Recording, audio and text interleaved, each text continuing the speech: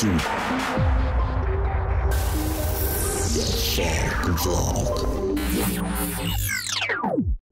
Hey guys, and welcome to another episode of Easy Does It. And like we always do, we're going to be talking about a flavor tonight, Butterscotch Ripple from Flavor West. And I'm going to start off, Richard's going to start off with market share. I'll go into single flavor testing, and then Dietz and Daniel will finish off with applications. So Richard, you want to kick us off? Right, butterscotch is quite an interesting market sector because there's a number of players, three of which come from Flavor West, which is quite unusual. But anyway, starting off with all the flavors, Butterscotch Ripple is the most popular butterscotch there. It comes in at number 38 in their top 100 concentrates with 3,151 recipes. And it's used at around 2.4%, which is the average for basically all three FW butterscotches. In second place, we have Flavor Arts Butterscotch at 898. So just under a third of what Butterscotch Ripple has. The FA, as one would expect, is quite a bit stronger. It's used at about 1.13%. Then coming in after that, we have Flavora Butterscotch, which is eating into the market quite quickly. That's 730 recipes. Not quite as potent as the FA. It comes in at about 1.42% average. Then after that, we have the two other Flavor Wests. That is just the straight Flavor West Butterscotch at 652 recipes, 2.39%. And then Flavor West Butterscotch Natural, 416 recipes at 2.4%. Then bringing up the rear, we have TFAs, which comes in at 152 recipes, so it's lagging everything else. And it's also the weakest of the lot, being used at an average of around 2.82%. Now, when we move across to ELR, there's quite a different market share there, as one would expect, with ELR being quite a bit, being in existence for quite a bit longer than all the flavors is. Ripple is again top of the heap there with 18,142. Second place again, Flavor Art at 14,310. But then TFA, as one would expect, with TFA being very prominent, when DIY first started and when ELR was first started. TFA comes in third with 13,148. The plain Flavor West Butterscotch is fourth at 12,376. Then there's quite a drop down to Flavora in fifth place at 4,281, and bring up the rear Flavor West Natural at 3,069. So basically at both sites, Flavor West Butterscotch Ripple and FA are the top two. TFA much more popular at ELR, and Flavora quite a lot more popular at ATF. But that's basically how the market pans out there. Theo, what's this like in single flavor testing? Okay, so I tested this at 1% and I tested it at 3%. At 1%, I found some sweetness, a little bit of cream, and some butterscotch. So, I think what I'm saying here is it didn't really register that much at 1% for me.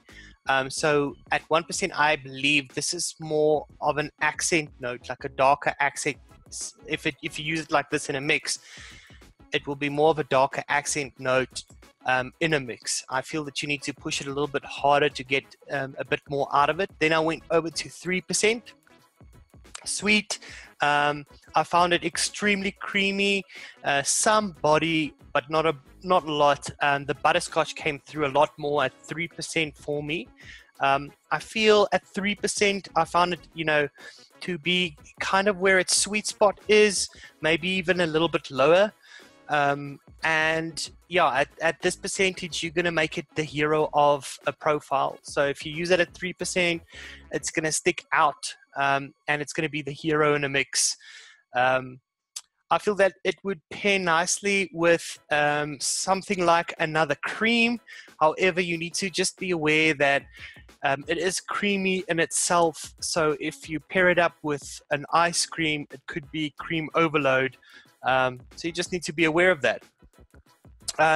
Yeah, I can recommend this one definitely for people that are into caramel, butterscotch, or toffee. I think it's essential, you know, for your stash if you're into that kind of thing. I don't think you can go wrong with this one. Deets, have you seen people using it in mixes, and how are they using it? Yes, actually, I've seen a few interesting recipes. Damn Vapes has 2 on them, and unfortunately, I've got first rule on both of her recipes. But the first one is called fried butterscotch ice cream, and the second one she has is 50 shades of cream. Then there's also butter almond custard by Crucial. That's the highest rated butterscotch used recipe on ATF. And one I mixed up tonight that looked interesting and I have all concentrates for is creamy caramel hazelnut or double C single H by Tim7423. So I've also used it in some of my own creations, and the recipes themselves didn't turn out that good, so I can't really talk much about them. But the concentrate itself, I feel, is a sweet and creamy butterscotch, and it can work with anything that's bakery to me. So the flavor kind of gives me or reminds me of a type of sweet I ate when I was a kid. When I did the single flavor testing, I also did testing on 1%, 2%, 3.5%. 2% is really the same for me as 1%, where it's just very light butterscotch and a light sweetness. There's not much going on, like you mentioned. It's basically all your notes that you mentioned. The 1% range is I can see that you use it as a sweetener for a milk because it's a little bit creamy. I don't think you notice that it's creamy at 1% or the flavor all that much. So 1% and lower, you can get away with sweetening a creamy recipe without sweetener, I think. And then I found 3.5% is where it's more visible, the flavor itself. So yeah, it could be used to sweeten milks or in parts of desserts, both creamy desserts or baked desserts, milkshakes and milks, depending on sweetening or actually using as a caramel or butterscotch profile. And also a creamy type of candy where really only a toffee or a butterscotch type of hard candy or toffee. Yeah, that's what I found. All right. So no, that's fine. So I've used this flavor. I've had a couple of flops. I've had a couple of good recipes with it. It's quite a temperamental flavor because there's certain mixes it just doesn't work in. So one of the ones I've tried, or the first ones that I mixed and didn't work out well, was I tried to do a chocolate butterscotch ice cream. And it's one of those flavors that if there's too much going on in your mix, it sort of just falls away, right? And you don't get it. Even at like 3%, it can get overrun by a lot of more bold flavors. It's not one of those standout flavors. So what I've done successfully is I've used it as a base for a butterscotch candy, where I would mix it with Flavor Butterscotch and Flavor West Butterscotch Natural, which are more like they're bolder, but then the ripples used to fill in those gaps that are like in between. So you can get a pretty decent candy just with those 3 flavors. And then one of the interesting ones, which I've spoken like with Matthew Casander before, was we spoke about using it as a accent for ice creams, right? So when I first smelt it, it smelled just like vanilla ice cream to me. Like I get a very like prominent ice cream smell from it.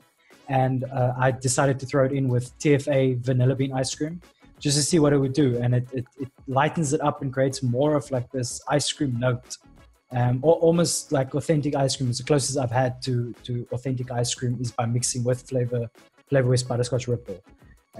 So it works really well with your creams, like Dietz said.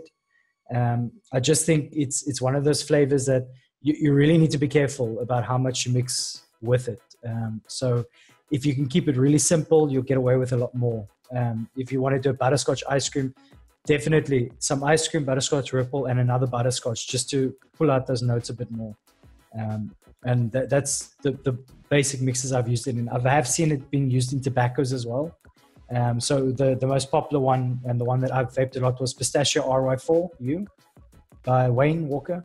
That was like a really good example of where it's used well as well, because it bridges those gaps and helps bring out the pistachio notes.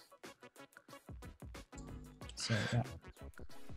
One good tip I've heard is to mix, if you want to use butterscotch ripple, is to mix it with Flavora, because each one provides what the other one doesn't. The Flavora has a stronger, more prominent flavor, so it gives butterscotch ripple a bit more punch, but the Flavora itself is thin and lacks body. So what happens is that creaminess from the butterscotch ripple buffs the Flavora, and the Flavora buffs the butterscotch. So you're getting a good, rounded butterscotch from it.